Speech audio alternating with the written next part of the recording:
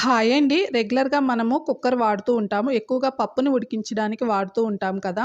పప్పులో వాటర్ ఎక్కువైపోయాయి అంటే మాత్రము కుక్కర్ మొత్తం కూడాను పొంగిపోయి కారిపోతూ ఉంటుంది. స్టవ్ పైన కూడాను పడిపోతూ ఉంటుంది. దీన్ని క్లీన్ చేయాలంటే చాలా కష్టం.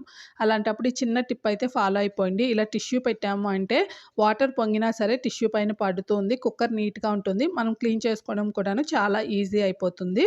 సెకండ్ టిప్ అండి, పిల్లలకి తరచుగా దగ్గు, జలుబు విపరీతంగా చేస్తూ ఉంటుంది. వాళ్ళు నైట్ టైము బ్రీతింగ్ తీసుకోవడం కూడాను చాలా కష్టంగా ఉంటుంది. అలాంటప్పుడు ఈ ఉల్లిపాయ బాగా పనిచేస్తుందండి. ఉల్లిపాయ అనేది మన బాడీకి వేడిగా ఉంచుతుంది అనమాట. అలాంటప్పుడు ఉల్లిపాయ పైన ఉన్న పొట్టుని తీసేసి వాటిని రౌండ్‌గా స్లైసెస్ లాగా కట్ చేసేసి పిల్లల పాదాలకి తగిలే విధంగా సాక్స్‌లో పెట్టేసి నైట్ టైమ్ కానీ, వాళ్ళు డే టైమ్‌లో ఆడుకునేటప్పుడు కానీ వేసేసి ఉంచామంటే జలుబు ఈజీగా తగ్గిపోతుందండి. ఇంతకీ మీరేం చేస్తారో కామెంట్ చేసి, నచ్చితే లైక్ చేసి మన ఛానల్‌ని సబ్స్క్రైబ్ చేయండి.